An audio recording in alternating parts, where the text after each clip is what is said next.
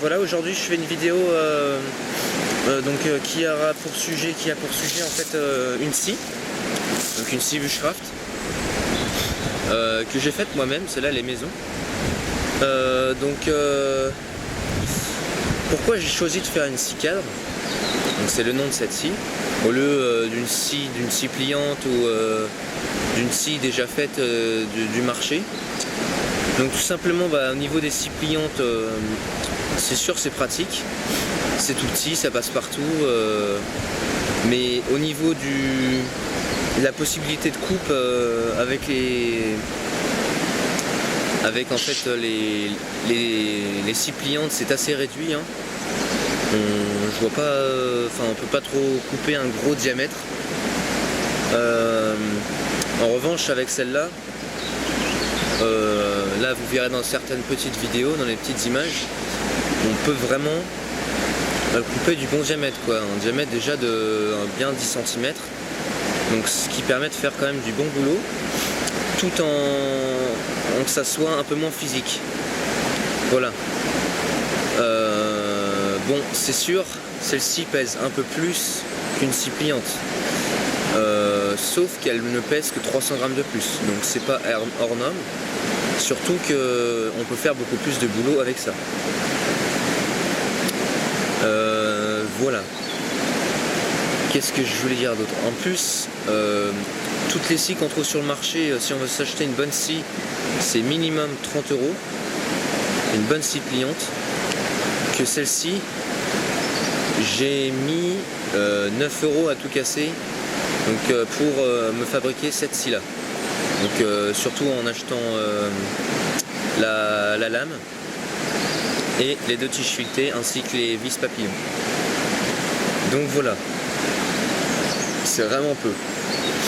Donc en fait dans cette vidéo je vais vous montrer comment en fabriquer une. Donc voilà, comment j'ai fabriqué celle-ci. J'ai pris en photo et j'ai pris quelques vidéos dans les plus grandes étapes de sa construction. Bon, il faut quand même de l'entraînement. Celle-ci c'est ma première. J'avais déjà testé, essayé d'en fabriquer une, je m'étais raté. Donc bon, première, 2-3 petits défauts. Mais bon, je suis quand même content pour une première parce qu'elle marche, quoi. C'est le principal. Et donc voilà, ce que j'ai rajouté, que vous ne verrez pas dans les photos, c'est une chambre à air là, donc qui va permettre une meilleure adhération et quelque chose de plus confortable. La corde en haut, bon, je crois que je change de corde, mais là j'ai été me promener, j'ai testé un peu, ça a cassé, donc du coup j'ai pris de la paracorde, un peu plus costaud. Là j'ai pris de la corde en lin, donc ça tient pas, donc voilà. Donc voilà pour la corde. Le bois c'est du noisetier. Et la lame, c'est une lame Bahco, donc une marque américaine qui est garantie 100 ans. Donc on va voir ça. Pour l'instant, j'ai coupé pas mal. C'est vrai qu'elle coupe extrêmement bien. Et bon, je vois pas de dents cassées. Il n'y a pas de défaut, quoi. Donc voilà. C'est à peu près tout pour cette scie.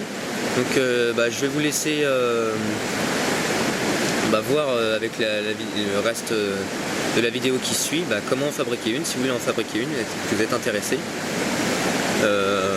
Donc voilà, et bonne vidéo.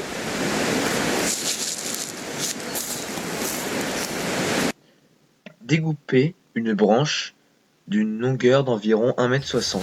Cela va dépendre de la longueur de la lame de votre scie que vous avez achetée. La mienne mesure 53 cm. Deuxième étape, ébrancher votre branche.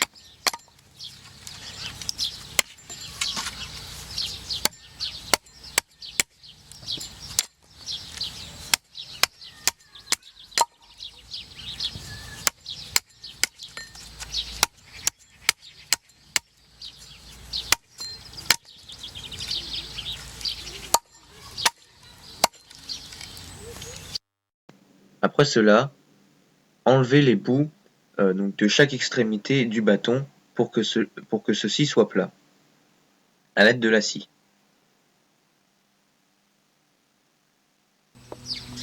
Après, débitez les 4 morceaux qui vont composer votre scie, la barre du milieu donc qui mesurera la longueur de la lame, et les deux barres des extrémités qui mesureront un tout petit peu plus que la moitié de votre lame. Plus elles seront grandes, plus votre scie sera capable de couper un gros diamètre, donc lorsque vous voudrez faire des coupes. Ensuite, coupez le quatrième morceau de votre scie, qui sera le tendeur. Voilà, vos 4 morceaux sont réunis. Puis, entaillez donc au niveau du milieu de chaque extrémité des bouts que vous avez coupés, donc qui composeront les extrémités de votre scie, ce qui sera plus facile ensuite pour créer votre mortaise. Aiguisez votre ciseau à bois grâce à une lime fine pour que celle-ci entre mieux dans le bois.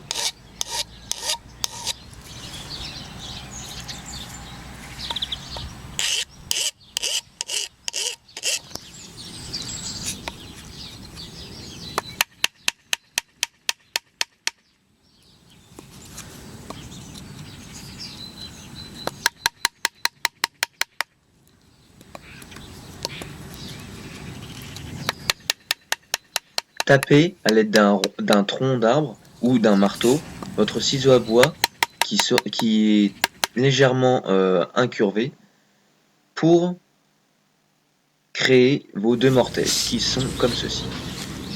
Une profondeur des 3/4 du diamètre de vos branches. Ensuite, relevez la profondeur de vos mortaises pour ensuite le reporter sur la barre transversale donc de votre scie pour créer les tenants avec la méthode du bâtonnage.